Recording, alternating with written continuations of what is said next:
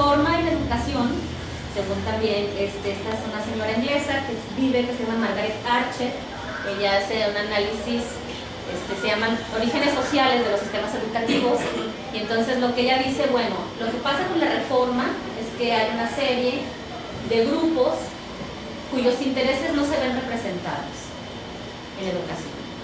Entonces hay una dinámica de lucha para poder ocupar posiciones, para poder ocupar lugares de poder y para poder legitimarlos a través del discurso de las prácticas correctas e incorrectas.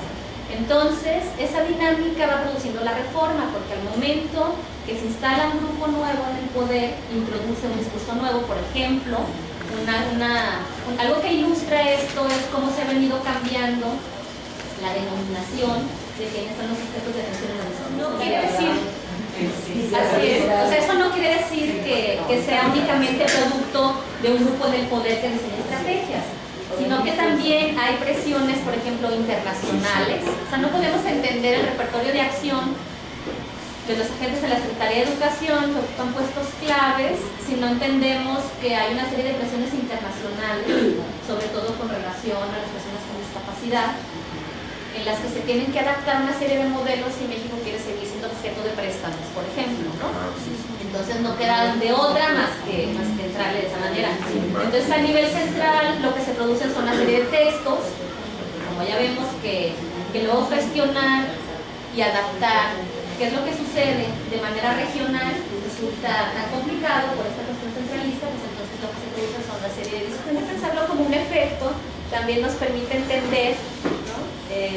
Cómo al no haber, cómo se planeaba de cierta manera, pero luego ya al llevarlo a uno de los estados, cada uno de los estados también tiene sus propios equipos, tiene sus propios repertorios de acción, tiene su propia historia de cómo se han hecho las cosas, tienen las personas que trabajan en la educación especial diferentes sistemas de organización.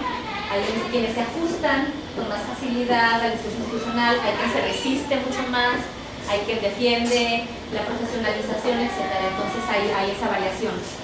Bueno, entonces, haciendo una recapitulación rápida. Desde esta perspectiva, los sistemas educativos son sistemas burocráticos. Lo que eso significa es que los sistemas burocráticos tienen una lógica.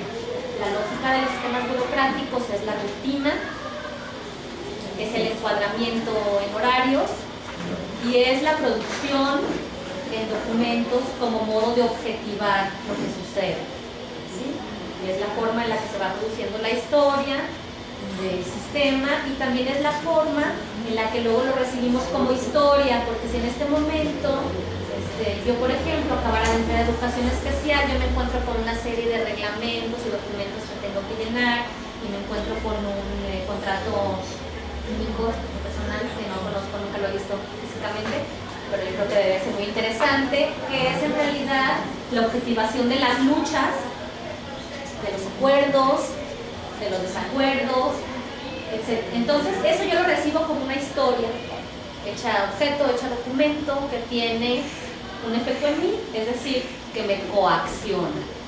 Entonces esa es una palabra clave también para entender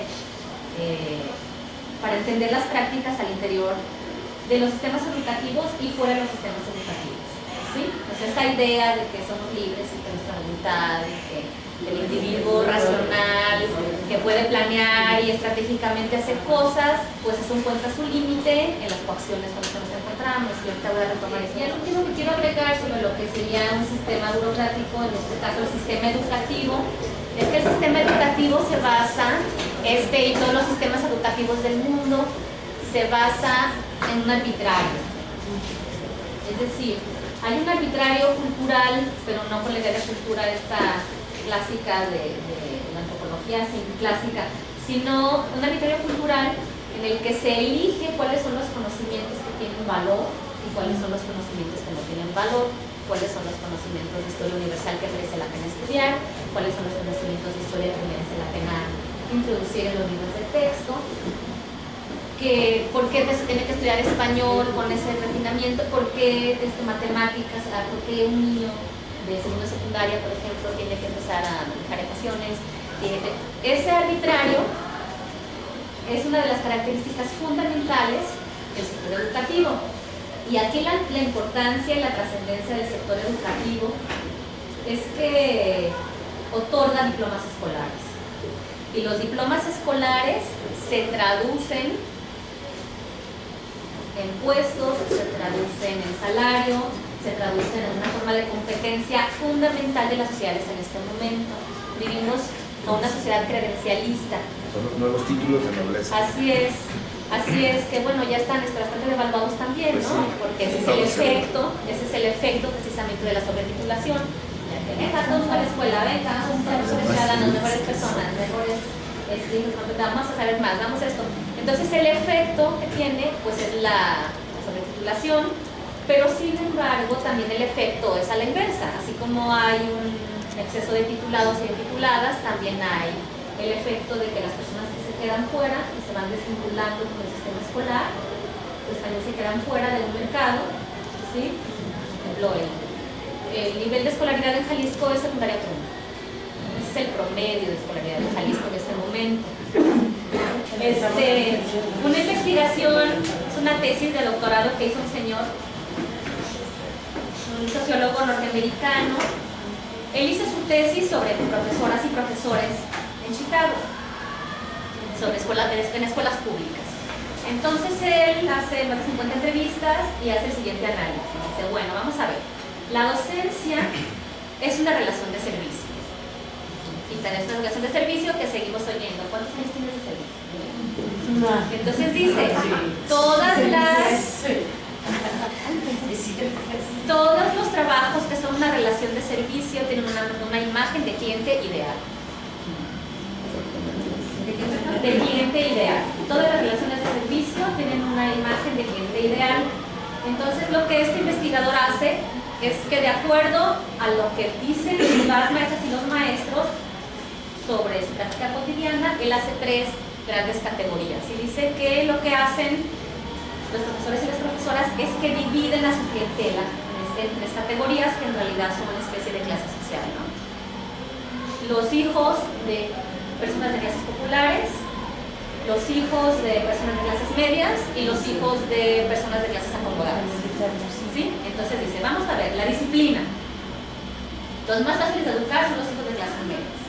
¿Por qué? Bueno, pues porque temen a sus padres, los papás están haciendo una inversión y un esfuerzo para escolarizarlos, los papás tienen un proyecto que ya vimos hace un momento para que los hijos a través de la escolarización, ya sabemos la frase de no te voy a dar nada hijo más que los estudios, entonces papá, el esfuerzo, ¿no? ¿Sí? Le dedican tiempo en las tardes, les revisan los cuadernos, entonces son disciplinariamente los más fáciles de educar, tienen más autocontrol. Los de clases altas no se pueden educar, son niños groseros, maleducados, pueden movilizar a sus padres en contra del personal de la escuela. Entonces, ahí no es que los niños no teman a sus padres, sino los que temen a los padres son los maestros, ¿verdad? Entonces, pues con eso disciplinarlos es difícil y luego, bueno, pues los hijos de las clases populares son los peores para disciplinar. Son agresivos, además de que, bueno, van sucios, de que no tienen al niño, de que no pueden permanecer sentados, juegan con mucha violencia física, no pueden creer incluso que personas lleguen a comportarse de esa manera. Entonces, bueno, yo lo que los invito es que si eso les va cuadrando con la escucha que tienen con frecuencia de las quejas de las y los profesores de acuerdo a las zonas en las que están las escuelas, y ya no les cuento en las secundarias con los niños de zonas marginadas, el tipo de juegos sexuales que tienen, el tipo de escándalos que se producen en las escuelas, por encima de otras cosas que a cualquiera nos resultaría más escandalosas, ¿no? Entonces, bueno, más o menos esas mismas categorías se aplican para las cuestiones del aprendizaje. Dice que una de las cuestiones que más trabajo, con lo que más pelean los profesores y las profesoras, y a lo que más tiempo le invierten es el control de los grupos, el control de la disciplina, en la imposición de la autoridad. Bueno, hay otro autor que dice que en realidad él hace un análisis de relaciones laborales, pero extrapolado a las cuestiones educativas y no a la educación básica, sino a la educación superior. Dice, vamos a ver, lo que es en realidad la docencia es una negociación del esfuerzo. ¿Te portas bien?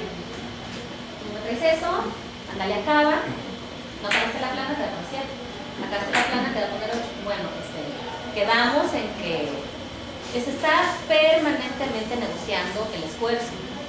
Entonces eso, por ejemplo, queda más...